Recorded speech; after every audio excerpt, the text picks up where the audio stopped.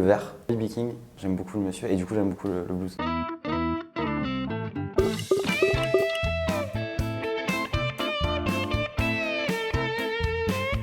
Je suis designer et illustrateur.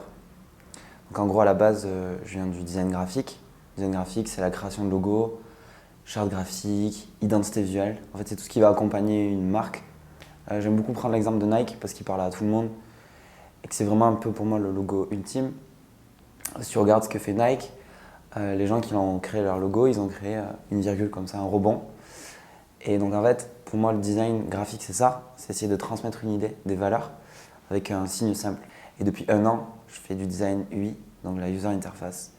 Et là, c'est plutôt du design d'application, donc toutes les applications que tu peux retrouver, notamment Instagram, Facebook et consorts. Et donc en fait, mon travail, c'est de réfléchir à la pertinence des fonctionnalités qu'on a et comment on va les représenter graphiquement, comment on va faire que l'expérience soit simple.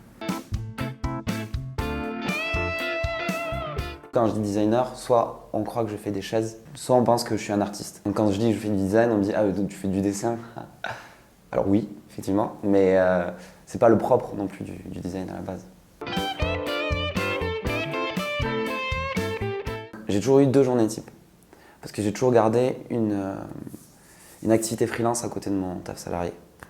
Donc quand j'étais salarié, ma journée type, c'était, je vais même donner les heures, d'arriver vers 9h30, 10h, de m'installer à mon bureau, de faire un petit peu de veille. Donc en fait, j'ai plein de sites internet qui recensent plein de créas, qui me permettent un peu de me mettre, tu vois, dans l'ambiance et de me dire ok, qu'est-ce qui se fait aujourd'hui, qu'est-ce qui est cool, qu'est-ce que je pourrais retirer de tout ça. Je commence toujours aussi par discuter avec mes collègues, hyper important. Enfin, moi, j'imagine pas mon travail sans parler, rigoler avec des gens.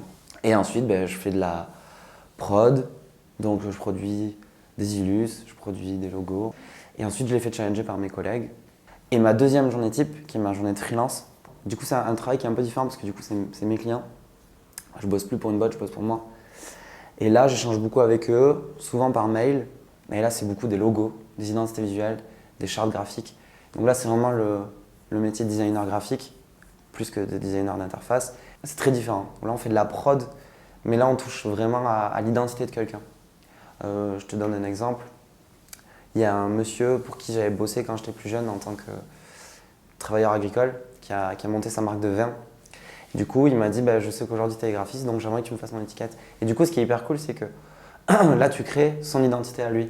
Tu l'accompagnes dans une aventure et ça, c'est ouf. Donc en fait, il y a ces 2 pans-là qui sont pour moi hyper importants.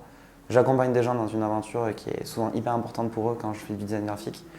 Et du design d'interface, je propose aux gens de vivre une expérience. Du coup, c'est 2 pans d'activité de design qui sont hyper intéressantes et surtout qui sont hyper complémentaires. Il y a une chose qui m'angoissait quand j'ai commencé à faire du freelance. J'ai commencé quand j'étais aux études. Et je m'étais dit, mais comment je vais trouver des clients? Et en fait, ce qui marche le plus dans le freelance, et dans la vie d'ailleurs en général, c'est le bouche à oreille. Et du coup, ce premier client m'a amené un autre client, m'a amené un autre client, m'a amené un autre client, m'a amené un autre client. Et ainsi de suite. En fait, l'aventure, elle est aussi humaine avant tout. Même s'il y a du taf au milieu et qu'il y a un client et quelqu'un qui produit pour eux, il y a vraiment ce côté humain moi, que j'aime dans le freelance et que je perds peut-être un peu en tant que salarié. C'est-à-dire que en fait, c'est moi qui dialogue avec eux. Demain, on continuera à se parler parce que moi, j'ai envie de savoir ce que l'entreprise devient, ce que le projet devient. Dans le design, ce qui est hyper important, c'est toujours être à l'affût de tout. Moi, j'ai une passion en ce moment, je prends les devantures des magasins photo. C'est hyper con, mais du coup, j'ai une banque d'images qui m'inspire beaucoup. Et je vois comment un logo en fait, peut être utilisé sur une façade, comment il peut être décliné. Donc si je parle du salarié, moi j'ai commencé ma carrière, donc sortie d'école il y a 1 an, donc je suis tout jeune encore. Et j'étais à 30 000 par an brut, donc je te laisse faire le calcul à peu près. Et en free, là c'est très dur de donner une réponse. En fait ce qu'il faut penser c'est combien de temps je mets à travailler. C'est-à-dire que quand tu es freelance, ce que tu vends c'est évidemment du savoir, mais surtout du temps. Et si tu veux pouvoir manger tous les mois, il faut avoir des prix qui sont plus justes. Donc tu te trompes souvent, moi encore aujourd'hui je me trompe, D'ailleurs, il n'y a pas très longtemps, j'ai augmenté mes prix parce que je suis plus salarié, donc je ne peux plus avoir les deux. J'étais très à l'aise quand j'avais les deux. Aujourd'hui, il faut que je fasse attention. Et du coup, c'est compliqué. Quand tu es designer junior, tu es en général à 300 € la journée. Pour introduire mon parcours, là où j'ai eu de la chance, c'est que mes parents ne savaient pas du tout ce que c'était. Enfin, tu vois, on a une idée de ce que c'est, mais ils ne savaient pas. Du coup, ils m'ont dit, si vraiment c'est ça que tu as envie de faire, fais-le à fond. Par contre, faudra que tu taffes comme un fou. Je me suis dit, je vais faire du graphisme. Sauf que j'avais pas du tout de culture d'histoire de l'art, j'avais rien du tout. C'est aussi ma faute, j'avais une culture comme tous les petits des années 90, beaucoup manga et beaucoup BD. C'est comme ça que je me suis mis à dessiner et c'est comme ça que ça m'a amené au design. Et du coup, je me suis dit, je vais pas être accepté dans une école, donc je vais faire une prépa, ce qu'on appelle une MANA, une mise à niveau en art appliqué. Ça s'est très mal passé parce que je venais de partir de chez mes parents, je venais d'arriver en ville, j'étais tout seul, donc c'était un peu la folie. Donc j'ai pas assez travaillé, c'était quelque chose qui était très exigeant. Et ils m'ont pas gardé à la fin de cette année, ils m'ont dit nous on n'est pas satisfaits, on attendait mieux de toi. Et du coup ça m'a mis un gros coup sur la tête, parce que j'ai toujours eu, mes études sont toujours bien passées jusque-là. Et du coup je me suis dit waouh, ok, donc là en fait tu as passé une année où clairement tu t'es pas donné. Du coup il y avait ce goût d'inachevé un peu relou. Et du coup je me suis dit je vais changer d'école, et j'ai fait un BTS. BTS incroyable, pourquoi? Parce que c'est professionnalisant, tu apprends un métier. En 2 ans, c'est ultra intensif. Mais c'était hyper intéressant parce que j'ai appris les logiciels, donc toute la suite Adobe, Illustrator, Photoshop, InDesign, et où là, tu apprends un métier en fait. Et au bout de 2 ans, je me suis dit en fait, c'est ça que je veux faire. Et surtout, je vais commencer dès aujourd'hui à faire du freelance. Et ensuite, j'ai voulu continuer, j'ai pas voulu m'arrêter là, et je suis reparti dans le public. Donc ça a été une chance. J'ai passé des concours dans une école qui est à côté de Toulouse, où j'ai été pris. Et là, je suis reparti dans quelque chose qui était beaucoup plus artistique. Donc là, on a repris du foncier, de l'histoire de l'art, l'étude de la couleur, ça c'était incroyable, je ne savais pas qu'on pouvait étudier la couleur. Et donc j'ai appris tout ça et donc j'ai fait une licence, un master. Et ce qui avait de très enrichissant dans mon parcours, c'est qu'il était parsemé de beaucoup de stages. Et en fait, c'est là où j'ai vraiment beaucoup appris parce que tu es un travailleur. Il faut savoir qu'aujourd'hui, un stagiaire, il fait le même taf qu'un salarié. Donc, tu apprends, ce qui est bien d'ailleurs, tu apprends comme les autres, tu travailles comme les autres, tu travailles autant que les autres. Tu n'es pas payé pareil, mais tu travailles autant que les autres. Et c'était hyper enrichissant. J'en ai aucune idée. Je pense pas que je ferai du design toute ma vie. Quand tu fais du design, j'ai l'impression que tu donnes beaucoup de ce que tu es aussi. Et c'est beaucoup de remise en question, qui est très saine d'ailleurs. Mais je pense qu'à un moment donné, tu as aussi envie d'autre chose. Je sais pas, peut-être que je monterai une boîte, comme absolument tout le monde aujourd'hui. Peut-être que je vais rentrer chez mes parents et faire un taf artisanal parce que c'est quelque chose qui me plaît de ouf et je l'ai fait pendant mes études aussi. Peut-être que je ferai de la vente, je sais pas. Mais en tout cas, je suis hyper décomplexé par rapport à ça. Ça m'angoisse pas du tout. Quand je suis décomplexé, je tente beaucoup plus de choses.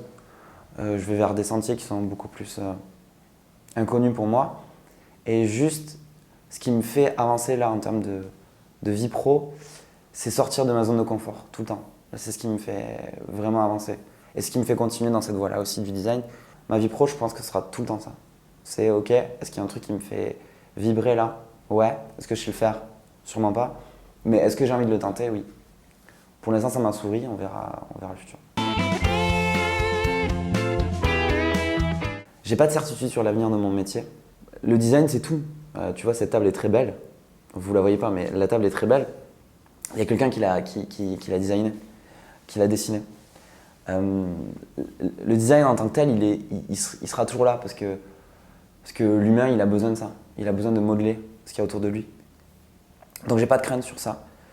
Après, sur le design d'interface, sur le l'UX design qu'il y a aujourd'hui, qui est une grosse mouvance, où vraiment les gens ont pris conscience qu'il fallait faire des produits, donc produits au sens large, qui soient logiques, faciles à utiliser, proches de l'humain.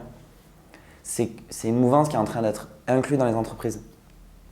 Donc aujourd'hui, la denrée très prisée du X et du designer qu'on est aujourd'hui, demain elle va s'essouffler, c'est sûr et certain, parce que ce sera intégré dans les équipes de toutes les entreprises, parce qu'elles sont en train de prendre conscience que c'est important. Donc sur ça, je sais que ça va s'amoindrir et qu'il faudra transformer encore notre métier. Et quand tu sais que 70% des métiers qu'on fera dans 20 ans n'existent pas aujourd'hui,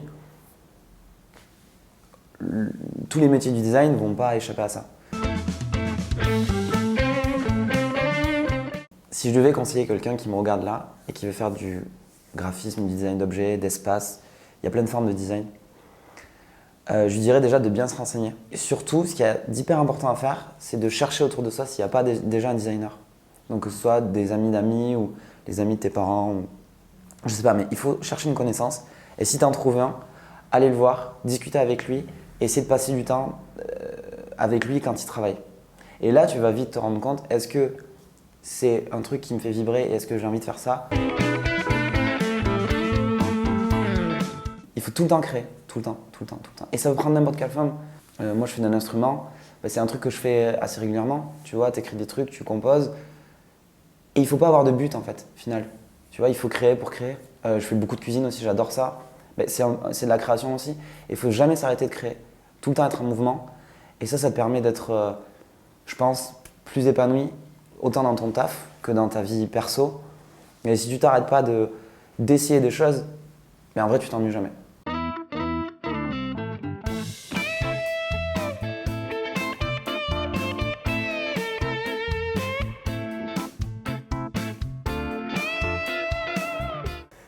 Paul.